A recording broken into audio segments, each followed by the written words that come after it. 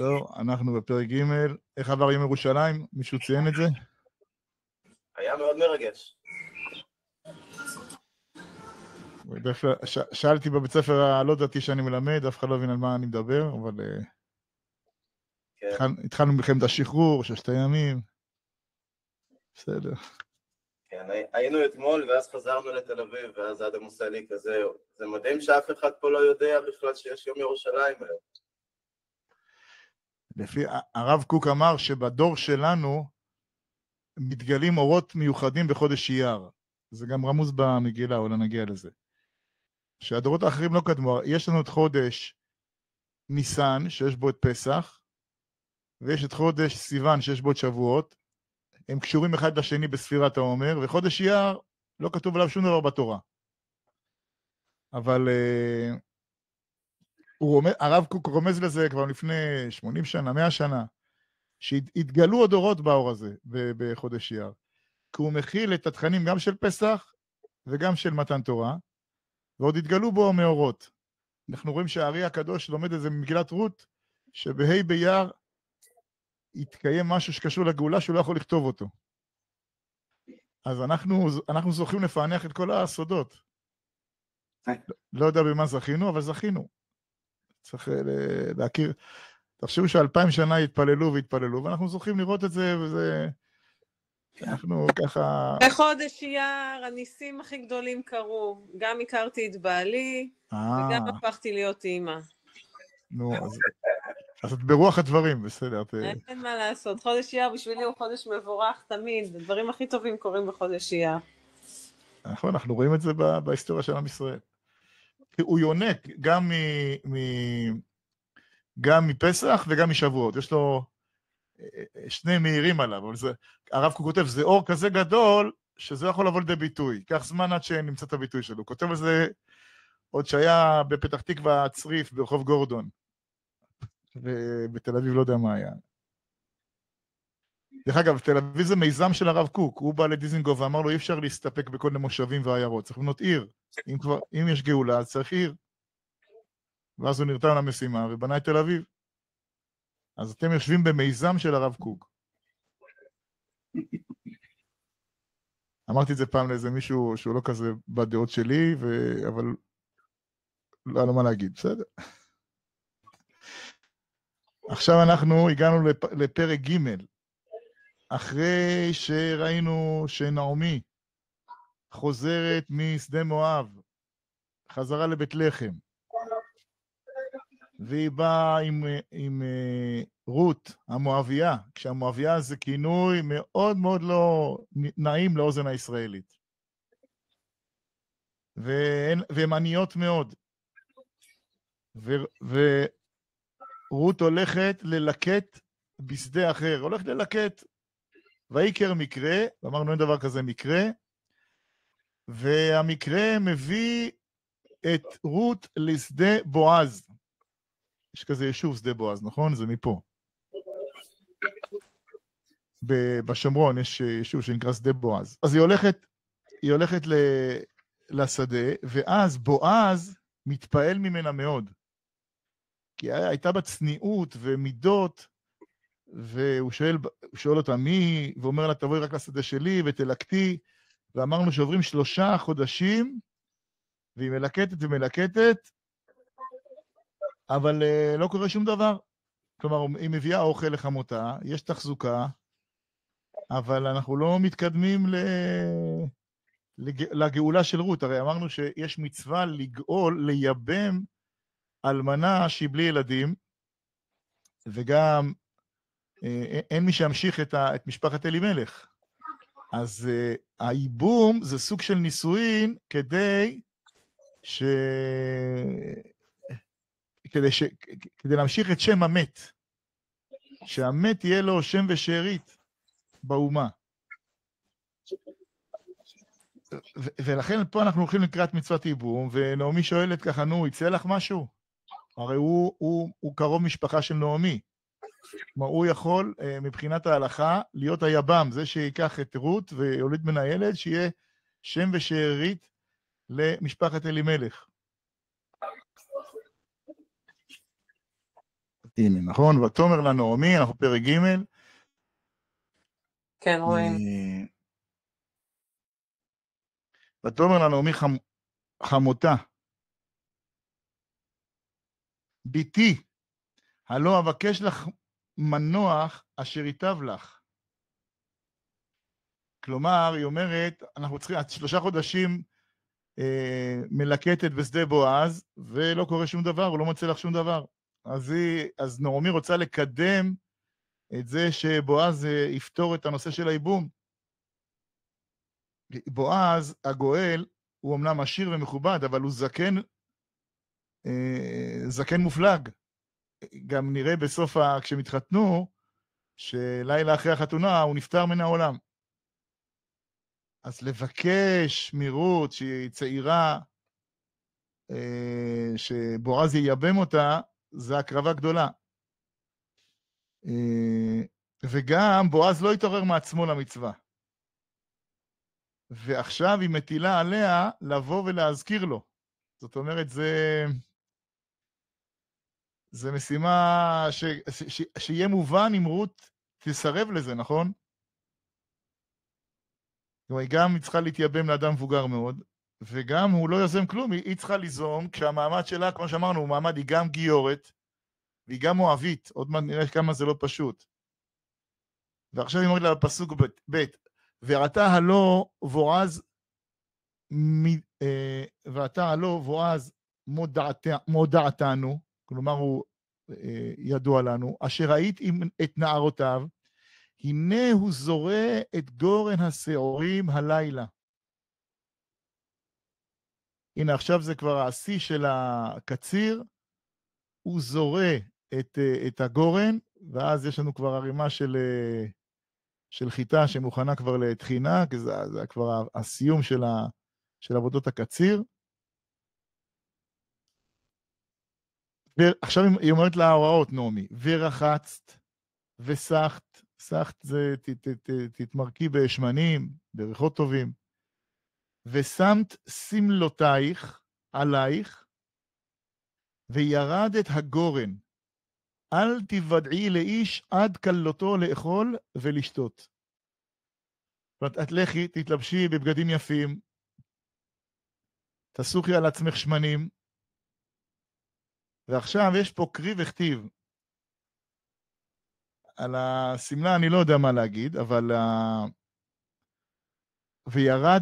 וירדתי, זה תמיד בקריא וכתיב, אנחנו קוראים וירדת, אבל בכתיב כתוב וירדת. אז אין לי פענוח לכל דבר, אבל הרי הולכת להסתכן. הבנות המואביות, הן ידועות הם כבר הכתיעו את עם ישראל בפריצות.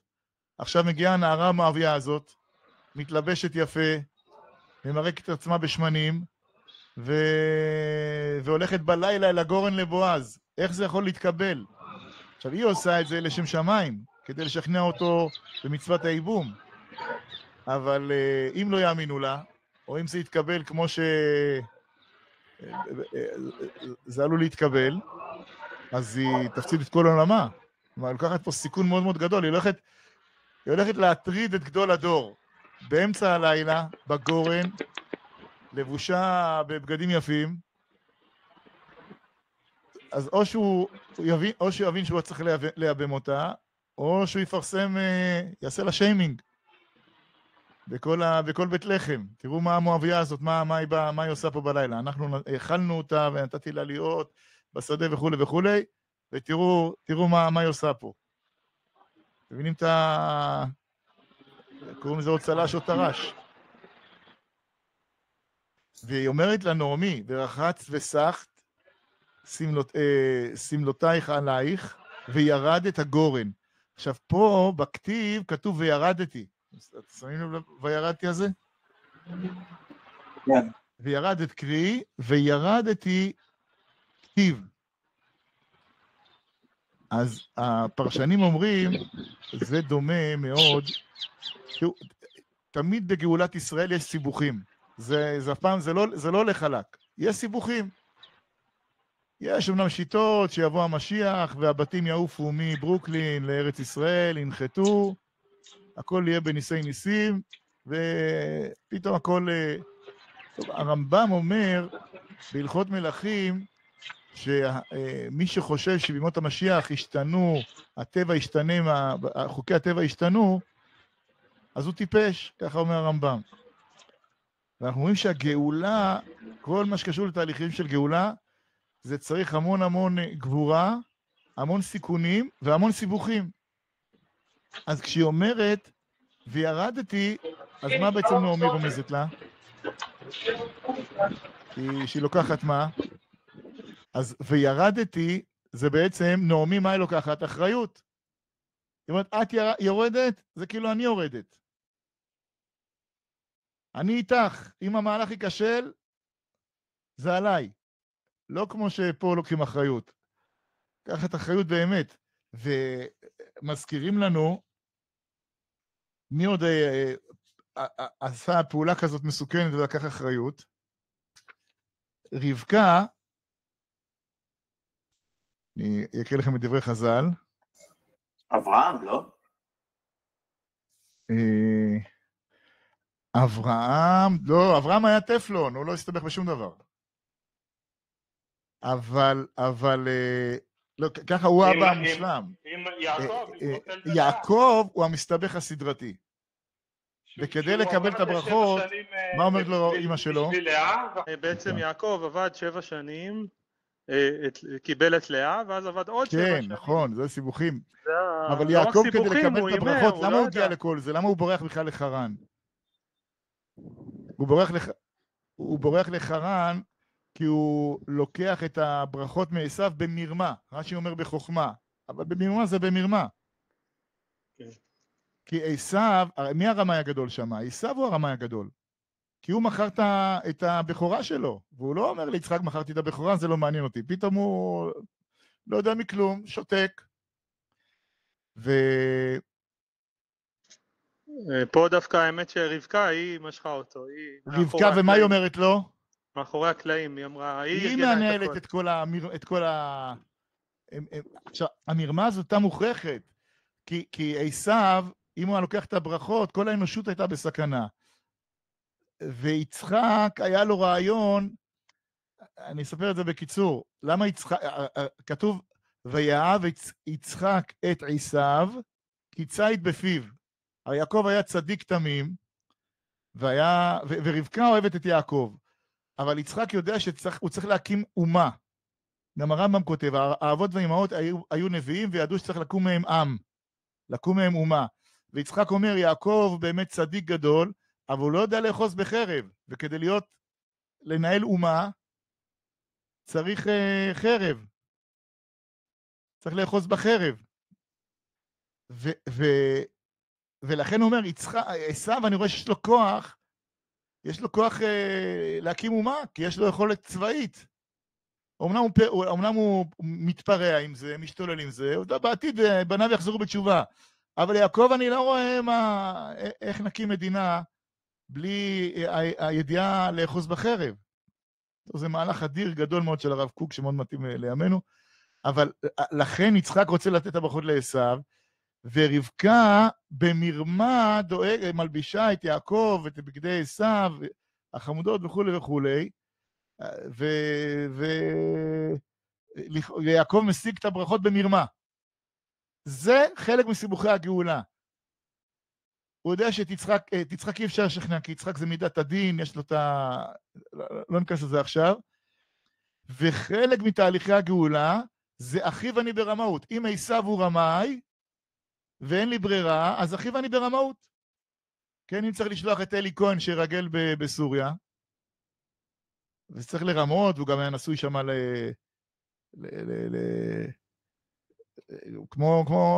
הוא חי כמו סורי. מה היתר? אחיו אני ברמאות, זה כדי להציל את כלל ישראל, יש לזה היתרים.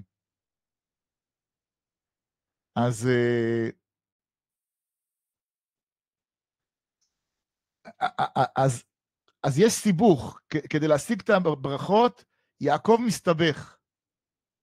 ורבקה אומרת, עליי קללתך. כלומר, אם זה יסתבך, הכללה עליי.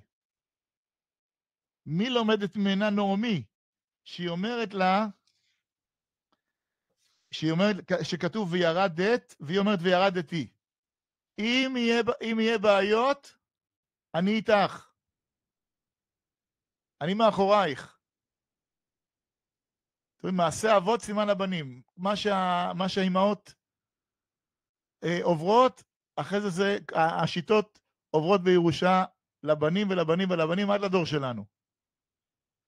אז זה הפירוש פה של וירדת וירדתי. זה ברור? אז שימו לב, יש פה מתח גדול, נכון? ויהי בשוכבו וידעת את המקום אשר ישכב שם, ובת וגלית מרגלותיו, ושכבת, והוא יגיד לך את אשר תעשין. והיא תבוא ותשכב לצידו, מעשה נוראי, מדובר פה בגדול הדור, כן? באה איזה נערה מואביה, גיורת, מתחבקת איתו באמצע הלילה על הגורן,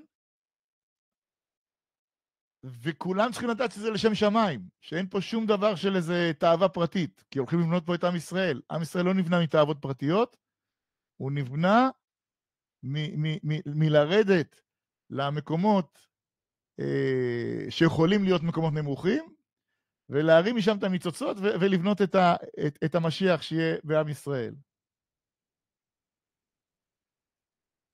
אז זה הולך להיות פה, בוא נגיד ככה, האם רות הסכים על ההצעה? האם רות הסכים להצעה? ותאמר אליה כל אשר תאמרי אליי אעשה. רות בנאמנות שלה. אמרנו שרות היא כולה דבקות, באשר תלכי אלך, באשר תלוני עלין, באשר תמותי אמות, אלוקייך אלוקיי, ועמך עמי. היא דבקה לנעמי. כל אשר תאמרי אליי אעשה. יש לה ענווה גדולה והתבטלות. ותרד הגורן, ותעש ככל אשר צוותה חמותה.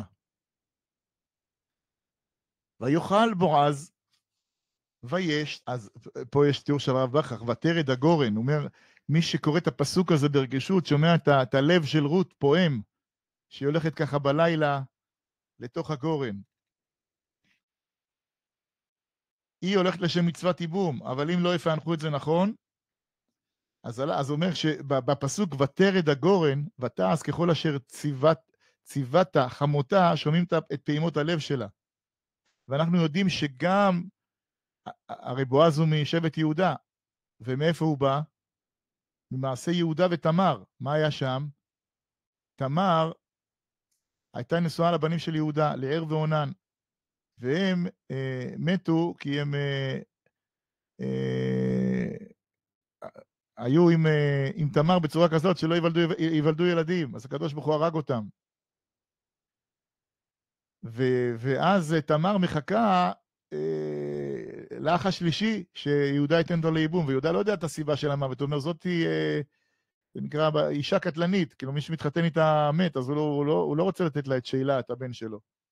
ואז תמר מתחפשת לזונה ויושבת בהם הדרך, וכשיהודה עובר שם, אז פתאום מתעורר יצרו והוא הולך אליה, ויש שם עוד סיפור ארוך שהוא מגלה שהיא בהיריון, אז אומרים לו זנתה כלתך, אבל הוא השאיר אצלה את הפתילה הוא השאיר אצלה סימני היכר והיא נעלמה, ואז היא אמרה לה, קרנה למי אלה? לאלה הנהרה, למי שזה המטה והחותמת שלו, הנהרה, זה הוא. אז הוא יכול היה להגיד לא מכיר ולתלות אותה, אבל הוא לא מלבין את פניה. משם לומדים שעדיף לאדם ליפול לכבשן האש ולא להלבין את פני חברו, מעשה יהודה ותמר. כי היא לא אמרה מי זה, היא אמרה תכיר למי אלה, לא אנוכי הרע, וזה הוא. הוא יכול להגיד לא מכיר, תשרפו אותה, כי היא הייתה בת כהן, לא ניכנס למה. ואז הוא מודה. ומתוך זה נולד פרץ וזרח, ומשם נולדים הצאצאים של יהודה עד לבועז. זאת אומרת, אנחנו רואים שכל מה שקשור ללידה של משיח, זה כל הזמן סיבוכים. מי שפוחד מסיבוכים, שיחפש תקופה אחרת לחיות בה. בתקופה של גאולה, יש סיבוכים. והסיבוכים האלה מולידים את אור הגאולה ואת הגאולה עצמה. אז לנו לא כל כך צריך לספר את זה, נכון? אנחנו מבינים מה זה סיבוכים, ואנחנו צריכים לדעת למה הם באים. טוב, נמשיך בפסוק ז'. רגע, מה ההשלכות שלא יבינו את כוונותיה? מה בעצם יקרה לה? הוא אומר, תראו, הבחורה המואביה הזאת באה לפתות אותי באמצע הלילה, את גדול הדור.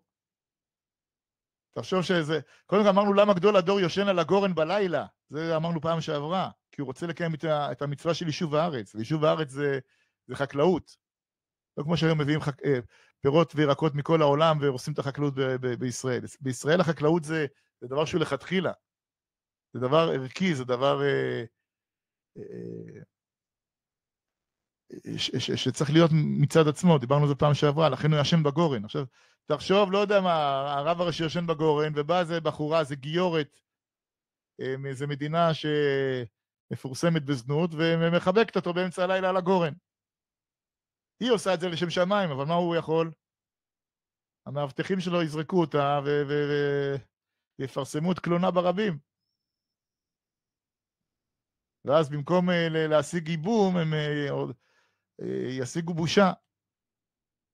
זה שני הצדדים של מה שהולך לקרות. או שהוא ישתכנע וייבם, או שהוא יזרוק אותה לכל הרוחות. כן, אוקיי. אתם במתח, טוב. ויאכל בועז, וישת, ויטב ליבו, כן, זה שותים לכבוד התוצאות של הקציר, ויטב ליבו, ויבוא לשכב בקצה הערמה. אתם מבינים? גדול הדור הולך לישון על ערמת הגורן, כמו בשירי חלוצים, בגורן בחצי הלילה. ותבוא בלט, ותגל מרגלותיו ותשכב. היא הולכת בשקט מתגנבת, ותגל מרגלותיו ותשכב.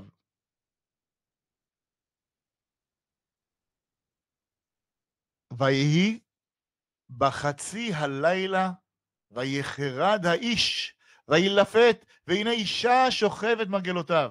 הוא מרגיש שיש משהו על הרגליים שלו. הוא רואה אישה שוכבת מרגלותיו. עכשיו, קודם כל זה כתוב בחצות הלילה. דוד המלך בחצות הלילה, מה היה עושה? הרובד להיוולד מכל הדבר הזה דוד המלך. מה היה עושה דוד בחצות הלילה? אז כתוב בתהילים חצות לילה אקום להודות לך על משפטי צדקך. דוד המלך היה ישן לפני חצות, בחצות הלילה קם, ואומר תודה לקדוש ברוך הוא, אומר את התהילים שלו, הוא כותב אותם. כך אמר דוד, חייב אני לקום להודות לך על מה שעשית לזקני ולזקנתי. למי? לבועז ורות, כן? בחצי הלילה, שנאמר ויהי בחצי הלילה, ויחרד האיש וילפת, שאילו השחיל לה כללה אחת, מהיכן הייתי עומד? כן, אם היה רואה אותה ואומר כללה, זה כללה של צדיק הדור, כן? זה היה מתקיים. אולי רות הייתה מתה מהכללה הזאת, או דברים טובים לא היה אצלנו מזה. ואם הוא היה מקלל אותה, במקום שנראה משהו כן עשה, אז לא היה דוד המלך. אז בגלל שהיא באה בחצי הלילה, דוד היה קם בחצי הלילה, חצי הלילה זה גם רמז לגאולה. למה? כי החצי הראשון של הלילה, זה הלילה הולך ומחשיך. מחצות והלאה, הוא כבר לקראת האור. זה כבר החצי שהולך להופיע בו האור. לכן, מהחצי והלאה, למרות שהחושך מאוד גדול, אבל הגאולה כבר קורית. כן, הגאולה קורית גם כשלא רואים תוצאות, אבל המגמה כבר קיימת בעולם. מגמת הגאולה. ויאמר, מי את? מי זאת שמה תופסת לו ברגליים? ותאמר, אנוכי, רות, אמתך, כי גואל אתה. היא עושה בדיוק מה שנעמי מתדרכת אותה. ופרסת כנפיך על אמתך, כי גואל אתה. אתה צריך לגאול אותי, אתה צריך להקים את הנחלה של אלימלך. עכשיו מתח, איך הוא יגיב? יקלל? אבל שימו לב, איזה סגנון טהור יש לה. היא באה אליו באמצע הלילה עם כל הבגדים היפים שלה, אבל היא מדברת בסגנון טהור. אנוכי רות אמתך, ופרסת כנפיך על אמתך, כי גואל אתה. כל מילה פה זה מזעזעת את כל העולמות.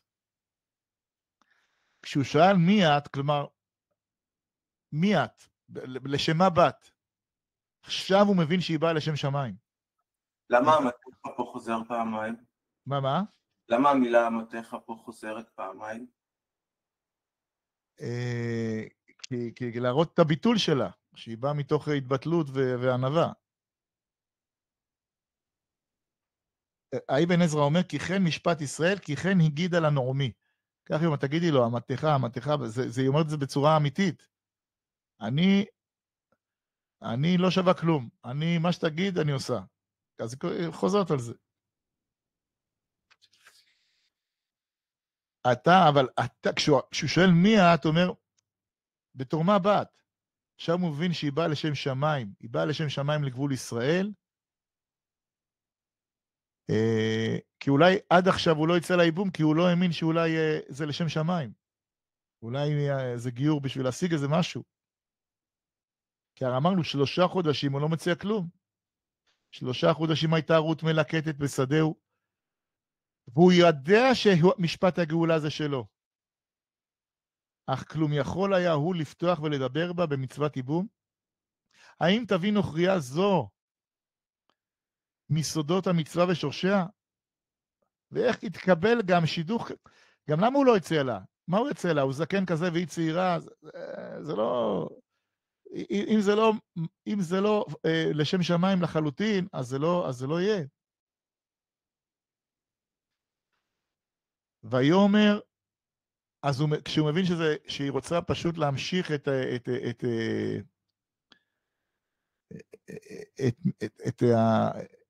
את המשפחה של אלימלך, אז הוא אומר לה, ויאמר, ברוכה את להשם ביתי, היטבת חסדך האחרון מן הראשון, לבלתי לכת אחרי הבחורים, עם דל ועם עשיר.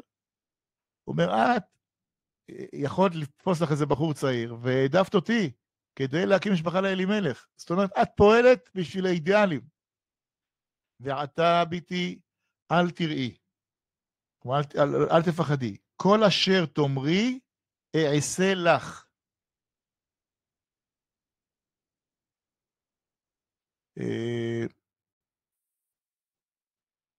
רגע. כי יודע כל שער עמי, כי אשת חיל את. מה הכוונה אשת חיל? זה מה שאנחנו שרים לאישה שלנו כל ליל שבת. שאת באה לשם שמיים. רגע.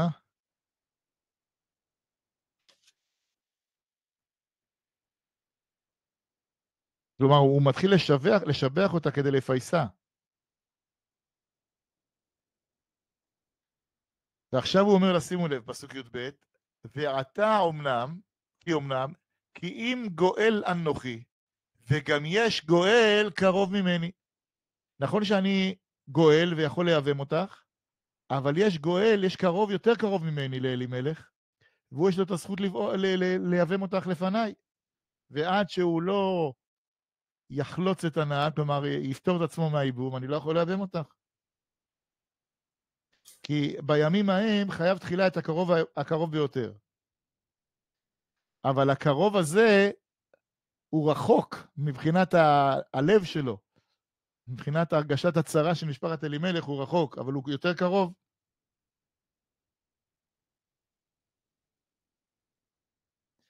למה? כלומר, הוא מביא פה הרב בכרך כל מיני פרשנות שאף אחד לא דיבר מי הולך לייבם את רות. למה? כי רות הייתה מואביה, וכתוב לא יבוא מואבי בקהל השם. כלומר, אי אפשר לגייר, אי אפשר לקבל גיור של מואבים. אבל בועז כגדול הדור הולך לחדש הלכה. מואבי ולא מואבית. כלומר, מואבי אפשר לגייר, אבל מואבית, אישה, אפשר לגייר. וכמובן יצאו עליו, מה אתה מחדש לנו פה חידושים? זה חידוש לא מקובל. והקרוב הזה, שיותר קרוב, הוא לא כל כך מעוניין להכניס לביתו גיורת שלא כולם מסכימים שהגיור הזה תופס. תמיד היו מחלוקות בעם ישראל, זה לא דבר חדש. אבל המחלוקות האלה יש להם השלכות מאוד גדולות. עכשיו שימו לב מה הוא אומר לה, ככה. זאת הסיבה ש3 חודשים הוא לא פנה אליה, כי הוא יודע שזה לא קשר. זה לא קשר, הוא מבוגר מאוד, מה הוא יציע לה עכשיו, עכשיו נישואין? רגע. וגם הוא היה עסוק, גם אשתו נפטרה והוא היה עסוק באבל, יש כמה חז"ל מתרצים את זה. אבל גם הוא לא רצה ליזום, איך זה נראה? שזקן תרח כזה מציע, זה נשמע לא טוב. היו משאירים אותו בפדופיליה. מצד הפערים שלהם, הוא לא יודע מה. איך זה נראה? תגיד, גדול הדור מציע להבא בחורה צעירה עוד מואביה, וכולם יודעים מה המואביות האלה, במה הן עוסקות בדרך כלל, לא רות, אבל מאיפה שהיא באה.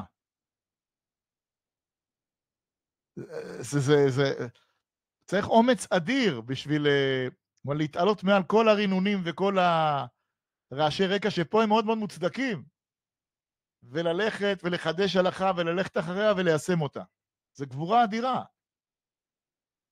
תחשוב מה היועצת תגיד על זה. מה הפצמרי תגיד על זה. מה כולם יגידו על זה. זה יותר מלהכריז על זיני לראש השב"כ. בבחינה ציבורית. הוא היה מנהיג הדור, בועז. אבל מה, תגידו, אתה מנצל את המנהיגות שלך בשביל לתפוס בחורות צעירות? כן, יחסי מרות. לא כמו, היא ענייה ומסכנה והיא צעירה ומואביה, ואתה מנצל, כן, אולי יחסי מרות, כן, אתה כבר מנסח את הכותרות. אתה יכול להיות הקוראים לזה שם, בפרקליטות, בניסוחים, שהם מוצאים לעיתונות. אתה יודע, אני מעדיף את החיים עצמם. גם הם אומרים את זה. כאילו, השאלה מה אתה מגדיר חיים. אבל אתה מבין, לאיזה ברוך הוא נכנס? ואנחנו בימי השופטים, גם ככה אין אמון גדול בין ההנהגה לבין העם, ואמרנו גם השופטים עצמם, יש הרבה שחיתויות, והעם לא... זה בדיוק חסר הסיפור הזה. כאילו בעם ישראל שהיה במצב ההוא, בדיוק הכותרות של בועז ורות בבית לחם, זה מה שחסר לעם ישראל, שגם ככה תחשבו, אפילו הוא לא יכול להתאחד סביב מלכות אחת, כל שבט חי לבד, אפילו מלכות אין. המלכות תקום מאוחר יותר, על ידי שמואל, שיקים את שאול, ואחר כך את דוד. מה שאנחנו מדברים היום פילוגים, שזה יותר תעשייה ממי שמתפרנס מזה, זה חוסר יכולת להתאחד כעם. זה המציאות של ימי השופטים. עכשיו, בתוך כל הקלחת הזאת, יש לנו עכשיו את הסיפור עכשיו עם בועז, שהחליט אחרי שאשתו נפטרה, לתפוס איזו בחורה צעירה, ללכת נגד ההלכה, מבחינת כמה שפוסקים שאי אפשר לגייר את המואביה. נו, אז בשביל מה הוא עושה את זה? מה כולם יגידו? אתה אומר, יחסי מרות, זה אפילו יותר חמור מסיגרים. זה סיגר מואבי.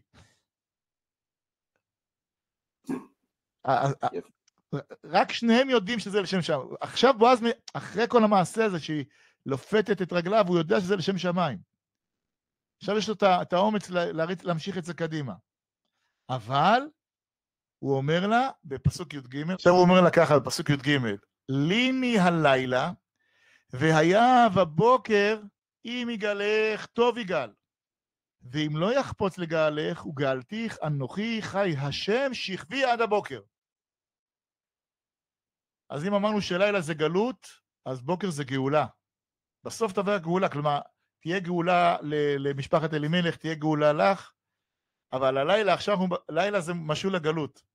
ולכן אומר פה הרי הקדוש, אמרתי שאנחנו נזכיר את זה, אז נעשה עוד שיתוף. לדבר הבא.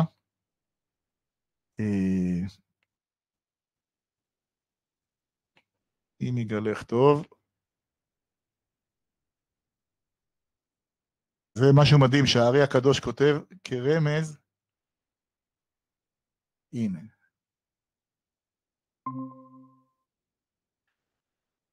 יש ספר צדיק יסוד עולם של הארי ז"ל, כתוב חי השם, הרי מה הוא אומר לה? אם יגלך טוב, ואם לא יחפוץ לגלך, וגאלתיך אנוכי, חי השם שכבי עד הבוקר. אומר הארי חי השם, חיו בסוד יסוד, הוויה הוא תפארת. זה מושגים בקבלה, אבל שאומרים אותם בספירת העומר. הוא אומר, ויש בכאן רמז גדול שלא ניתן לכתוב, באשר שנוגע אל זמן הגאולה. למה זמן הגאולה? כי הוא אומר לה שכבי עד הבוקר, בוקר זה גאולה. אז הוא אומר, חי השם זה יסוד שבתפארת, לכל יום בספירת העומר מצמידים עוד תיאורים שמתארים את ההתקדמות בספירה.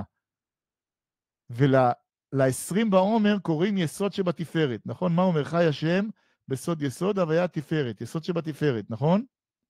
יסוד שבתפארת, על איזה יום אומרים אותו? על ה-20 בעומר. מה זה 20 בעומר? ה' באייר. יפה. זאת אומרת, ה' באייר זה תאריך שהמקובלים ידעו שיש בו סודות שקשורים לגאולה, וזה רמוז ברות. ורות מולידה את דוד המלך, שזה הגואל העיקרי, דוד המלך. זאת אומרת שאנחנו זוכים, מה שאמרתי לכם, אנחנו זוכים לגלות סודות. כן. אז נחזור עכשיו לפסוקים. אנחנו באופן כללי חיים בתקופה של ניסים. ניסים מופלאים, וצריך לפענח אותם. רגע. חזרנו לפסוקים. ותשכב מרגלותיו עד הבוקר, ותקום בטרם יכיר איש את רעהו. זאת אומרת לה, תישארי, אל תלכי עכשיו. תישארי פה, כי עכשיו זה מסוכן בלילה ללכת. תישארי עד הבוקר, כמובן לא קורה ביניהם כלום, כן? זה... מי דרך אגב הייתה לו שליטה כזאת? מי שכבה? הרי דוד המלך, בסוף ימיו היה לו קר. ואז מחפשים נערה בתולה, שחום הגוף שלה יותר גבוה, והיא ישנה עם דוד המלך. אגב? מי זו? אבישג זו הייתה. אבישג, ולא קורה ביניהם כלום. הוא מלך ישראל, והיא ישנה איתו. בישראל השליטה על היצר והשליטה העצמית היא במקסימום. אז גם בועז הוא שוכב איתה בלילה, ואז הוא אומר לה, אבל בבוקר, לפני שכולם יראו, תברחי מפה, לפני שהפפרצי יצלמו אותה איתו. בטרם יכיר איש את רעהו, ויאמר אל לבדה כי בת האישה הגורן. ויאמר הבי מטפחת אשר עלייך, ואחזי בה, ותאחז בה, ויעמוד 6 שעורים, וישת עליה, ויבוא העיר. ותבוא אל חמותה. עכשיו תחשבו, נעמי באיזה מתח היא. מה קרה שם? הוא הסכים להיאבם אותה, הוא קילל אותה. ותבוא אל חמותה ותאמר מי את ביתי? כלומר, מי את ביתי הכוונה, מה הסטטוס שלך עכשיו? מה הולך לקרות? ותאמר לה את כל אשר עשה לה האיש, ותאמר 6 השעורים האלה נתן לי, כי אמר אליי, אל תבואי ריקה מלחמותך. לא ניכנס ל6 השעורים האלה. ותאמר שבי ביתי עד אשר תדעי נחיפול דבר, כי לא ישקוט האיש כי אם קילה הדבר היום. זאת אומרת, אני מכירה אותו, אם הוא אמר לך שהוא הולך לשאול את מודענו, את היותר קרוב, הוא יעשה את זה היום. מילה זה מילה. אין פרוצדורות. אני עדיין לא הבנתי את מי הוא הולך לשאול. אנחנו לא יודעים מי זה עד היום, עוד מעט תראה למה אנחנו לא יודעים. יש קרוב שיותר קרוב ממנו, והוא מבחינת ההלכה שפעם, היום זה לא ככה, מבחינת ההלכה, הוא זה שצריך לייבם. אבל הבנת את זה, אותו הוא מחפש, ואין לו שם. אבל הוא לפניו. הגענו לפרק ד', פרק האחרון.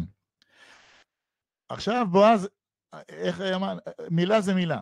ובועז עלה השער, וישב שם, והנה הגואל עובר, אשר דיבר בועז. שימו לב, אין את השם שלו, עוד מעט נראה למה אין לו שם. ויאמר סורה, שבה פה פלוני אלמוני, ויסר וישב. הוא קורא לפלוני אלמוני, מסתירים את השם שלו.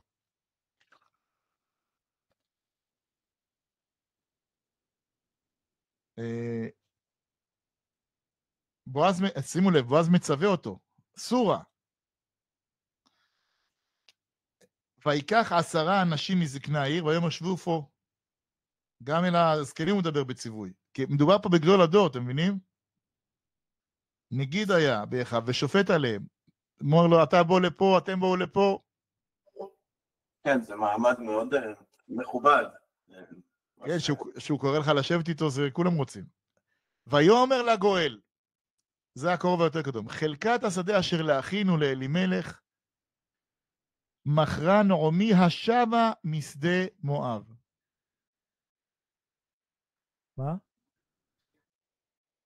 ואני אמרתי, אגלה אוזניך לאמור, קנה נגד היושבים ונגד זקני עמי. אם תגאל, גאל. ואם לא יגאל, אגידה לי ואדעה, כי אין זולתך לגאול ואנוכי אחריך. ויאמר, אנוכי אגאל. הוא אומר, אם אתה גואל, תגאל. אם לא, אז אני אגאל, כי אני הבא בתור. הוא אומר, בסדר, מה? שדה בחינם? קבל שדה? הרי ברגע שהוא מייבם את רות, אז גם השדה של אלימלך עובר אליו. אז הוא מריח פה עסקת נדל"ן טובה. הוא אומר, אנוכי אגאל. ויאמר בועז, ביום כנותך השדה מיד נעמי, ומאת רות המואביה אשר המת, קנית להקים שם המת על נחלתו. כלומר, הוא אומר, זה עסקת חבילה. אם אתה לוקח את השדה, אתה לוקח גם את רות. ויאמר הגואל, לא אוכל לגאול, לא אוכל לגאול, פן אשחית את נחלתי, גל לך אתה את גאולתי, כי לא אוכל לגאול. הוא אומר, מה? להכניס את רות הביתה? זה יפגע לי בשם, נכון? זה ישחית את נחלתי, כלומר, אני אכניס גיורת כזאת שהיא לא, יש כאלה שאומרים שבכלל לא גיורת ולא צריך להתחתן איתה, וזה יעשה לי צרות איומות. זה יפגע בשם שלי. יפגע בשם שלו, אז קוראים לו פלוני אלמוני. הוא כל כך פחד שיפגע בשם שלו, אנחנו כבר אלפי שנים קוראים לו פלוני אלמוני, אף אחד לא יודע מי זה. הוא לא הבין את הרגע, הוא לא הבין מה... לא עלה לגודל המעמד. הוא לא הבין את גודל המעמד, הוא דאג לצד הפרטי שלו. הוא אומר, מה, זה לא גלת, זה לא זה, זה לא כולם מסכימים, אני לא רוצה, לא שדה ולא את רות. וזאת לפנים ישראל על הגאולה ועל התמורה, לקיים כל דבר, שלף איש נעלו ונתן לרעהו, וזאת התעודה בישראל. טוב, לומדים הפסוק הזה המון המון המון הלכות לגבי קניין וכו', לא ניכנס. ויאמר הגואל לבועז, קנה לך וישלוף נעלו. זה נקרא חליצה, שהיבם רוצה להיפטר מהייבום, אז הוא חולץ את הנעל, זה סוג של אמירה, אני לא הולך להקים את הנחלה של המת, זה כאילו הוא מראה שהוא לא עושה חסד. ויאמר בועז לזקנים, וכל העם עדים אתם היום, כי קניתי את כל אשר אלימלך. אם הוא לא, אז אוטומטית אלימלך הוא היבם. ואת כל אשר לחיליון ומחלון מיד נעמי. וגם את רות המואביה, אשת מחלון, קניתי לי לאישה, להקים שם המת על נחלתו, ולא יקראת שם המת מעם אחיו. רגע. מעם אחיו, ומשאר מקומו, עדים אתם היום.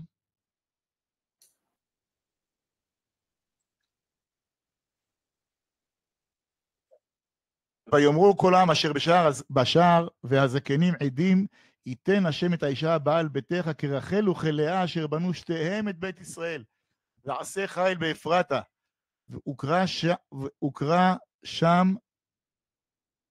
בבית לחם, והוקרא שם בבית לחם. כלומר זהו, הזקנים האלה, זה דרך אגב, הוא הזמין לחתונה את 10 זקנים, אבל זה החתונה. 10 זקנים שגם לא אוכלים הרבה, אז לא עלה לו יקר. למרות שהוא עשיר גדול מאוד בבועז. כל משפט י"א זה בעצם התיאור של החתונה? בדיוק, והברכה שמברכים אותו כרחל וכלאה, זה לא סתם הברכה הזאת, כי יש שני בחינות בעם ישראל, רחל ולאה, והוא זוכה להכל. מה הקשר אפרתה אז? מה? מה הקשר אפרתה? אפרת זה בית לחם. העיר אפרת, היום העיר אפרת שבגוש עציון, היא מעל בית לחם. אפרת זה בית לחם, זה כינוי לבית לחם. תעשה חיל באפרתה, כלומר, תעשה חיל באפרת. אז הם אומרים, למקום שבו קוראים אפרתה, כן, אפרת. לא מעכשיו בית לחם. ועשה חיל באפרתה, כן, אפרת זה בית לחם. זה התיאור של המקום, לא מתייחסים לזה כל כך. אבל העיקר זה כרחל וכלאה. פה יש הבנה שבית ישראל בנוי גם מרחל וגם מלאה. יש פה, ויהי ביתך כבית פרץ אשר ילדה תמר ליהודה, זוכרים שאמרנו את הסיבוך עם תמר ויהודה? אז הנה, זה מגיע, זה פה בפסוק מפורש. מן הזרע אשר ייתן השם לך ומן הנערה הזאת. ויקח בועז את רות, ותהי לו לאישה, ויבוא אליה, ויתן השם לה הריון, ותלד בן. יש פה הרבה עריכות על כל הברכות, רחל ולאה וכו' וכו'. אז לפסוק יפה כזה לא זכתה מלבדה חוץ אף אישה בתנ"ך. ויקח בועז את רות, ותהי לו לאישה, ויבוא אליה, ויתן לה השם הריון, ותלד בן. זה מאוד חגיגי, זה רק לכבוד רות. ותאמרנה הנשים אל נעמי, ברוך השם אשר לא השבית לך גואל היום. ויקרא שמו בישראל. והיה לך למשיב נפש ולכלכל את צוותך, כי חלתך אשר אהבתך ילדתו, אשר היא טובה לך משבעה בנים. ותיקח נעמי את הילד, ותשיחהו בחיקה, ותהי לו לאומנת. האמת על כל מילה פה יש פה שיעור. ותקרנה לו השכנות שם לאמור יולד בן לנעמי, ותקרנה שמו עובד. הוא אבי ישי, אבי דוד. פה הייחוס, עובד הוליד את ישי, וישי הוליד את דוד. יש פה שמחה גדולה. מה? ילד אחד בלבד. כן, הוא גם נפטר אחר כך. יום אחר כך. זה לא כתוב פה, אבל זה דורשים חז"ל. יום אחר כך? כן. כאילו, הכל פה לשם שמיים, הכל זה בשביל להוליד את דוד המלך, הכל זה כדי...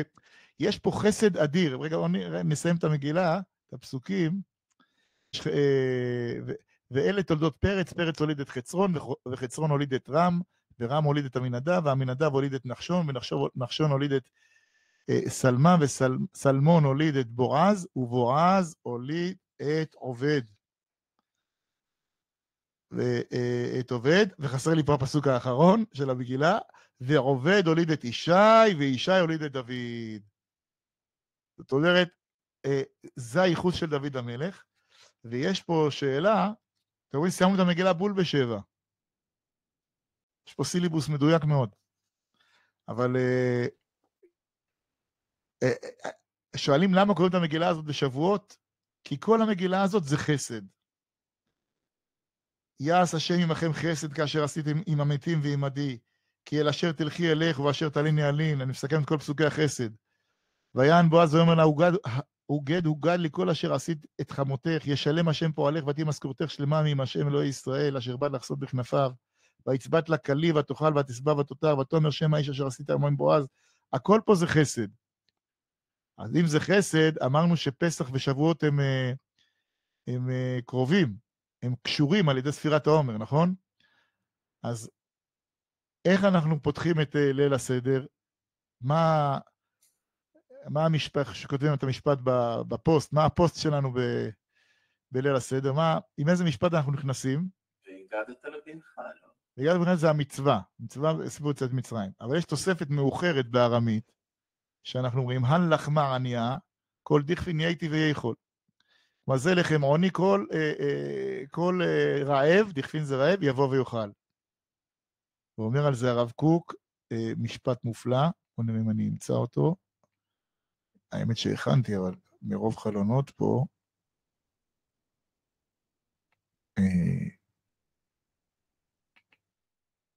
זה שווה להישאר בשביל המשפט הזה, בזה נסכם. שיתוף. אומר הרב קוק בהגדה של פסח, בפירוש שלו להגדה של פסח, שיתוף. כל דיכפין יהיה ויהיה, כל די צריך יהיה ויפסח, ואז הוא אומר פה משפט, שאני לא יודע, בתל אביב יגידו זה גזענות, אבל אני אגיד אותו, אני מפתח תקווה, אני אומר, משדר את זה מפתח תקווה. כל, מה? זה בסדר, בתור התל אביבי של הפורום, אני להשתתף. הקו היסודי המבדיל בין ישראל לעמים, הוא אור החסד, שזהו אורו הראשון של אברהם אבינו עליו השלום, שממנו מופיעים קרני אורה רבים לפרטיהם ההולכים ומתפזרים על פני כל מרחב החיים, וכו' וכו'. ואני אדלג. אהבת הטוב נובע אצלנו לא משום עניין צדדי, אלא לעצם טבע הוויית נשמתנו. אתה אומר כל דכפין יהיה ויהיה, אתה מכריז, אנחנו עם של חסד. אנחנו אוהבים טוב, יש את האפשרות לאהוב טוב. אתה אוכל באיזה מסעדה טובה, בא אליך איזה קבצן, שמריח לא טוב, מבקש משהו, אתה אומר, לוקח 20 שקל, רק תן לי לאכול בשקט. זה גם חסד. אבל זה חסד עם עצמך, יותר מאשר איתו. בישראל החסד נובע מתוך אהבת הטוב. גם כשאנחנו נלחמים נגד אויבינו, אצלנו זה נובע מאהבת הטוב. אנחנו אוהבים את הטוב ומתאהבים את הרע. וזה מה שמניע אותנו לצאת למלחמה. בעם ישראל זה עם שכמו שהוא אומר פה, הקו היסודי המבדיל בין ישראל לעמים הוא אור החסד. אור זה אומר הכוונה, החסד מוביל את חיינו. אהבת הטוב, משום אהבת הטוב, לא כי יוצא מזה שום דבר. הבעיה שאין בזה הדרכה של תורה, זה מתפרץ גם למקומות לא טובים. אבל עצם ההמיית הטוב, הרצון להיטיב, זה מזה שאנחנו בנים של אברהם אבינו, שהוא עמוד החסד, הוא העמוד הראשון שמקים את עם ישראל. לכן, והתורה כולה נקראת חסד, כי זה חסד גדול שהשם נתן לנו את התורה והוריד לנו וזכינו לקבל אותה בהר סיני. לכן קוראים מגילה שהיא כולה חסד, וזה מתאים לעם שהוא כולו חסד, וזה מה שמקשר את פסח עם שבועות, ולכן קוראים מגילת רות. זה מגילת היוחסין שלנו. זה הציר של הזהות היהודית. זה היסודות של הזהות היהודית. יפה מאוד. לגמרי. אני יודע להגיד שכל רוע שאי פעם היה בהיסטוריה של העולם, הדבר הראשון שהוא הבין שעליו לעשות זה להשמיד את היהודים. ברור. ומכך שכמו של דבר, אתה יודע, העם היהודי הוא זה שמייצג, אתה אומר חסד וטוב, אני פשוט אומר אמת ודרך החיים, זה באיזשהו מקום מסתדר עם זה שהעם שרודף אחרי הטוב, הרוע ירצה להשמיד אותו כצעד ראשון להתפשטותו. נכון. לכן המלחמה פה היא בין טוב לרע, כמו שאמר ראש הממשלה במרכז הרב אתמול בלילה. כן? כן, כן, הוא צאצא של תלמידי הגר"א, הוא יודע להגיד את המילים הנכונות. יש לו הבנה מאוד מאוד עמוקה בתפקיד של עם ישראל בהיסטוריה פה עכשיו. זה מלחמת הטוב ברע, שאף אחד לא יספר לנו סיפורים. כן. כל אלה שדואגים לויטמינים לנוח'בות, הם לא בעניין. מלחמת המוסר בברברים. נכון, אבל זה הטוב ברע, והרע מתקומם נגד עם ישראל. מי יורה לך טילים מתימן? מה לנו אנשים שאין להם מה לאכול, כל החיים שלהם ממוקדים סביב להזיק לדבר הטוב הזה שנקרא עם ישראל. כן, כן. אבל לנו יש מגילת רות, אנחנו אוחזים בחסד האלוקי, ויודעים למצוא אותו בכל מסתרי החיים, ולכן אנחנו מנצחים, אי אפשר להכריע אותנו. אף פעם. אמן. אז טוב, אז להתראות לכם, מקווה שהדברים היו מובנים. תודה רבה על השיעור. בשמחה, וניפגש שבוע הבא, בשלישי, כי שני זה חג. להתראות. חג שמח שיהיה, שבת שלום וחג שמח. שבת שלום וחג שמח.